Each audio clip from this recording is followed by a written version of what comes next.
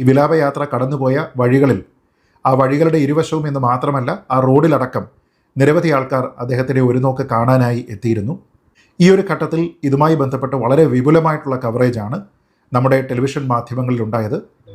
പതിവ് പോലെ എൻ്റെ പെർഫോമൻസ് ഗംഭീരമായിട്ടുണ്ട്. എല്ലാ മുഖ്യധാരാ ചാനലുകളും വളരെ താല്പര്യപൂർവ്വം ഈ ദൃശ്യങ്ങളെല്ലാം തന്നെ പ്രേക്ഷകരിലേക്ക് എത്തിച്ചു. എന്നാൽ ഈ വിലാപയാത്രയിൽ നമ്മുടെ നാട്ടിലെ ഒരു മാധ്യമത്തിൻ്റെ ഭാഗത്തു നിന്ന്, അതിലെ ഒരു മാധ്യമ പ്രവർത്തകൻ്റെ ഭാഗത്തു നിന്ന് ഉണ്ടായിരിക്കുന്ന ചില അനവസരത്തിലെ പരാമർശങ്ങൾ, അങ്ങേയറ്റം മനുഷ്യത്വ വിരുദ്ധമായിട്ടുള്ള പല പരാമർശങ്ങൾ, ആ പരാമർശങ്ങളാണ് ഈ ഒരു വീഡിയോയ്ക്ക് ആധാരം. ഒരു കലാസൃഷ്ടിയുടെ ആവിഷ്കാരം എന്ന് പറയുമ്പോൾ എങ്ങനെയാണ് ഈ ഒരു അവസരത്തിൽ വളരെ മോശമായ രീതികളിലേക്ക് ചിന്തിക്കാനായി ചില മാധ്യമ പ്രവർത്തകർക്ക് സാധിക്കുക? അതിന് യാതൊരു വിധത്തിലുള്ള തടസ്സവും എന്തുകൊണ്ടാണ് അവരുടെ മാധ്യമ സ്ഥാപനങ്ങളിൽ നിന്ന് നേരിടാത്തത് എന്നതിനെക്കുറിച്ചാണ് നമ്മൾ ആലോചിക്കേണ്ടത്. അങ്ങനെ പറയരുത്, ശരിയല്ലേ? സമര പോരാട്ടങ്ങളുടെ നായകൻ എന്ന നിലയ്ക്ക് തന്നെയാണ് VS അച്യുതാനന്ദൻ കളം പിടിച്ചത്. അങ്ങനെയുള്ള VSന് ഒരു ജനകീയമായിട്ടുള്ള യാത്രയയപ്പ് കിട്ടുമ്പോൾ അതിൽ മറ്റേതെങ്കിലും ഒരു നേതാവിൻ്റെ യാത്രയയപ്പുമായി അതിനെ താരതമ്യം ചെയ്യേണ്ടതുണ്ടോ?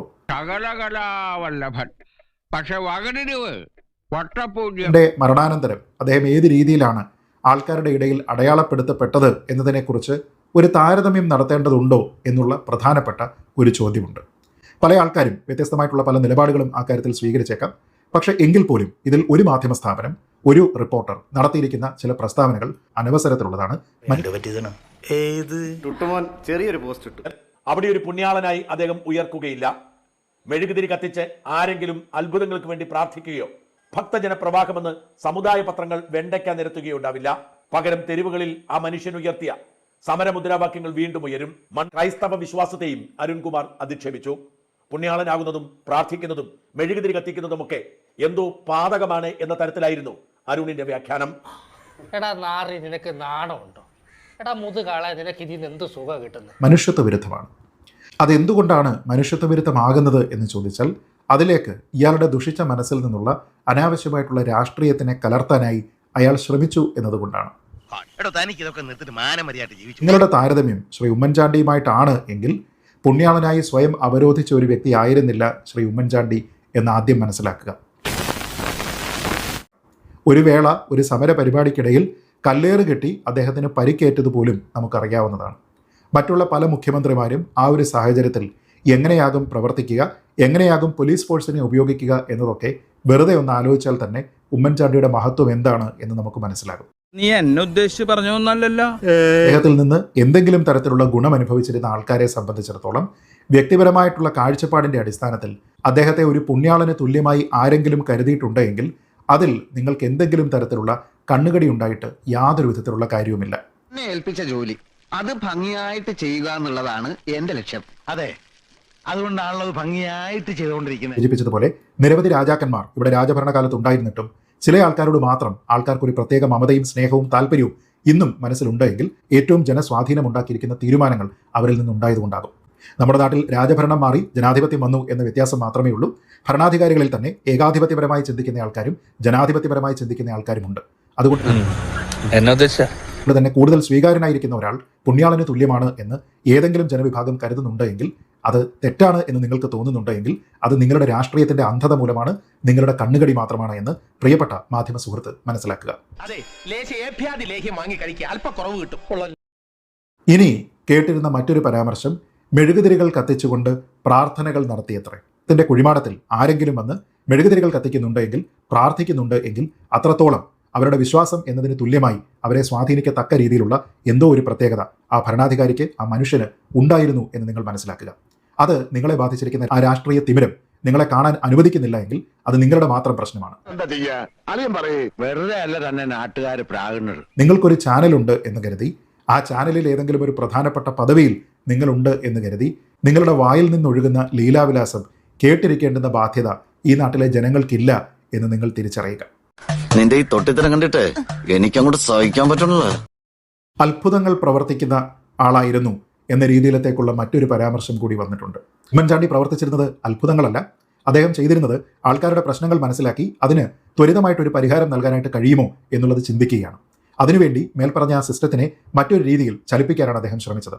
അത് ആൾക്കാർക്ക് ഗുണമായി മാറിയിട്ടുണ്ട് എങ്കിൽ അതൊരു അത്ഭുത പ്രവൃത്തിയായി മാറുകയാണ് ചെയ്തത്. നീ വലിയ ഡീസന്റ്, ബാക്കി എല്ലാവരും മോശക്കാരും. ഒരാളെ കുറ്റം പറയരുത് കേട്ടോ. നിങ്ങളുടെ രാഷ്ട്രീയ അന്ധത മാറ്റി, നിങ്ങളുടെ ആ ചുവന്ന കണ്ണട മാറ്റി വെച്ചതിന് ശേഷം ആൾക്കാരെയും സമൂഹത്തിനെയും കാണാനായി നിങ്ങൾ ശ്രമിച്ചെങ്കിലേ നിങ്ങൾക്കത് ബോധ്യമാകൂ. അത് മനസ്സിലാക്കാൻ നിങ്ങൾക്ക് കഴിയാത്തത് ഞാൻ ഇതിനോടകം തന്നെ സൂചിപ്പിച്ചതുപോലെ നിങ്ങളുടെ രാഷ്ട്രീയ തിമിരമാണ്. അതിന് ചികിത്സയില്ല. ഇടതുപക്ഷ മതനിരപേക്ഷ ജനാധിപത്യ വർഗ ബഹുജന ഡിമാല ഗുണ്ടനായിരുന്നു സാറും ഒരു കാലത്ത്. ഇനി നിങ്ങൾ അവസാനം പറഞ്ഞത് ഭക്തജന പ്രവാഹം എന്നതാണ്. നോക്കൂ, ഏതൊരു മനുഷ്യനും ഒരു നായകനായി മാറുന്നത്, ഒരു നേതാവായി മാറുന്നത് അദ്ദേഹത്തിനെ ആത്മാർത്ഥമായി പിന്തുണയ്ക്കുന്ന നിരവധി അനുയായികൾ ഉണ്ടാകുമ്പോഴാണ്. അത് നിങ്ങളുടെ രാഷ്ട്രീയ പ്രസ്ഥാനത്തിലുള്ള ആൾക്കാർ മാത്രമല്ല, മറ്റുള്ള ആൾക്കാരും ഉണ്ടാകുമ്പോൾ നിരവധി ആൾക്കാരെ അങ്ങനെ രാഷ്ട്രീയമായോ മറ്റുള്ള താല്പര്യത്തിൻ്റെ പുറത്തോ കൺവേർട്ട് ചെയ്യാനായിട്ട് നിങ്ങൾക്ക് സാധിക്കുമ്പോഴാണ് നിങ്ങളൊരു നാടിൻ്റെ തന്നെ നായകനായി മാറുന്നത്. അതാണ് ഒരുപക്ഷെ ശ്രീ ഉമ്മൻചാണ്ടിയുടെ വിലാപയാത്രയിൽ ഏറ്റവും വലിയൊരു ജനസാന്നിധ്യം ഉണ്ടായതിൻ്റെ കാരണം തന്നെ അദ്ദേഹത്തിന് ശേഷം വന്നിരുന്ന ഭരണകർത്താവ് ഏത് രീതിയിലാണ് പ്രവർത്തിച്ചത് എന്നതും ശ്രീ ഉമ്മൻചാണ്ടിയുടെ ഭരണ രീതിയുടെ വ്യത്യാസം എന്തായിരുന്നു എന്നതിനെക്കുറിച്ച് ആൾക്കാർ പിന്നീട് മനസ്സിലാക്കിയത് കൊണ്ടുകൂടിയാകും. മനസ്സിലായില്ല. ഉത്തരവാദിത്വം, റെസ്പോൺസിബിലിറ്റി മനസ്സിലാവാൻ വഴിയില്ല. അതുകൊണ്ടാണ് കാലം കഴിയുന്തോറും ശ്രീ ഉമ്മൻചാണ്ടിക്ക് അദ്ദേഹത്തിന്റെ രാഷ്ട്രീയ രീതിക്ക് നമ്മുടെ കേരള രാഷ്ട്രീയത്തിൽ കൂടുതൽ പ്രസക്തി ഉണ്ടായതും. അത് അദ്ദേഹത്തിന് കൂടുതൽ ഭക്തജനങ്ങളെ സമ്മാനിച്ചുവെങ്കിൽ, ഡൈഹാർഡ് ഫാൻസിനെ സമ്മാനിച്ചുവെങ്കിൽ അത് അദ്ദേഹത്തിന്റെ പ്രവർത്തന മികവാണ് എന്ന് മനസ്സിലാക്കാനായിട്ട് നിങ്ങൾക്ക് സാധിക്കണം. അതല്ലാതെ ഈ തരത്തിലുള്ള പരാമർശങ്ങളൊക്കെ പറഞ്ഞുകൊണ്ട് അനാവശ്യമായിട്ട് അനവസരത്തിൽ ഒരു താരതമ്യം കൊണ്ടുവന്ന് കേരളത്തിലെ ഏറ്റവും ജനകീയനായിട്ടുള്ള ഒരു നേതാവിനെ ഇകഴ്ത്തുന്നതിന് വേണ്ടി നിങ്ങൾ ശ്രമിച്ചിട്ടുണ്ട് എങ്കിൽ നിങ്ങളൊരു മനുഷ്യവിരുദ്ധനാണ് എന്നുള്ളതാണ് പ്രധാനം. അല്ല, ചെറ്റവർത്താനം പോരല്ലേ, മനസ്സിലായോ? ഇനി ഇത് ആവർത്തിക്കരുത്. നിങ്ങൾക്ക് ഏതെങ്കിലും ഒരു വ്യക്തിയെ ദൈവതുല്യമായി കാണുന്നതിനോ അദ്ദേഹത്തിന്റെ ഭക്തജനമായി മാറുന്നതിനോ അദ്ദേഹത്തിന്റെ ചെയ്തികളെയൊക്കെ തന്നെ വാഴ്ത്തുന്നതിനോ അദ്ദേഹത്തിനെ ഒരു സെയിന്റായി തന്നെ കരുതുന്നതിനോ ഒന്നും ഈ നാട്ടിൽ യാതൊരു വിധത്തിലുള്ള നിയമ തടസ്സവുമില്ല എന്ന് ഈ മാധ്യമ സുഹൃത്ത് മനസ്സിലാക്കണം. എനിക്ക് വേറെ ചില കാര്യങ്ങളോട് പറയാനുണ്ട്. ഒരിക്കലും ശ്രീ ഉമ്മൻചാണ്ടി സ്വയം ഒരു പുണ്യാളനായിട്ട് അടയാളപ്പെടുത്തിയിട്ടില്ല. ഒരു ഭക്തജന വൃന്ദത്തിനെ ഉണ്ടാക്കണമെന്നും തൻ്റെ അന്ത്യയാത്രയിൽ ഭക്തജന പ്രവാഹം ഉണ്ടാകണം എന്നും അദ്ദേഹം കരുതിയിരുന്നില്ല. മറിച്ച് അദ്ദേഹത്തിൻ്റെ ജനകീയമായിട്ടുള്ള പെരുമാറ്റം കൊണ്ടാണ്, അദ്ദേഹത്തിൻ്റെ ഇടപെടൽ കൊണ്ടാണ് രാഷ്ട്രീയേതരമായി ആൾക്കാർ അദ്ദേഹത്തിനെ സ്നേഹിച്ചതും അദ്ദേഹത്തിന് അന്ത്യയാത്രയിൽ അഭൂതപൂർവമായിട്ടുള്ള ആൾക്കൂട്ടം അവിടെ ഉണ്ടായതും. അത് നോക്കിയിട്ട് നിങ്ങൾക്ക് കണ്ണുകടി ഉണ്ടായിട്ട് കാര്യമില്ല. എന്താ മലയാളം? സ്വാർത്ഥതാപൂർണമായ നിർബന്ധ ബുദ്ധി. BSന്റെ മഹത്വം അതുകൊണ്ട് കുറയുന്നുമില്ല. ഈ രണ്ടാൾക്കാരും രണ്ട് തരത്തിൽ കേരളീയ സമൂഹത്തിനെ രാഷ്ട്രീയേതരമായി സ്വാധീനിച്ചിരിക്കുന്നവരാണ് എന്ന കാര്യത്തിൽ ഒരു തർക്കവും ഉണ്ടാകേണ്ടതുമില്ല. അതുകൊണ്ട് തന്നെ പ്രിയപ്പെട്ട മാധ്യമപ്രവർത്തക, ഒരു മാധ്യമപ്രവർത്തകനാണ് എന്ന് അഭിനയിച്ചുകൊണ്ട് നിങ്ങൾ ഈ നടത്തുന്നത് മാധ്യമപ്രവർത്തനമല്ല, ഏറ്റവും അന്ധമായിട്ടുള്ള രാഷ്ട്രീയ പ്രവർത്തനം തന്നെയാണ്. ഇത്തരത്തിലുള്ള ജേർണലിസത്തിനാണ് കുതിരമൊട്ട ജേർണലിസം എന്ന് പറയുന്നത്.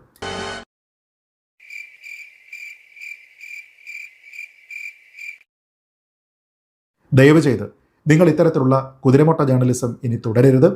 നിങ്ങളുടെ മാധ്യമ സ്ഥാപനമെങ്കിലും ഈ കാര്യത്തിൽ ശ്രദ്ധ പുലർത്തേണ്ടതാണ്. നിരവധി ആൾക്കാർ അദ്ദേഹത്തെ രാഷ്ട്രീയമായി വേട്ടയാടിയിരുന്ന ആൾക്കാർ, പരസ്യമായിട്ട് തന്നെ ആ വേട്ട പ്രഖ്യാപിച്ചിരുന്ന ആൾക്കാരൊക്കെ ഒരുപക്ഷെ ഈ കഴിഞ്ഞ ദിവസങ്ങളിൽ മനസ്സുകൊണ്ട് അദ്ദേഹത്തിനോട് മാപ്പ് പറഞ്ഞിട്ടുണ്ടാകും. ഇനി അതിനുള്ള അവസരം നിങ്ങൾക്കാണ്. ഇനി മേല ഇമാതിരി പോക്കൃതം കാണിക്കണം.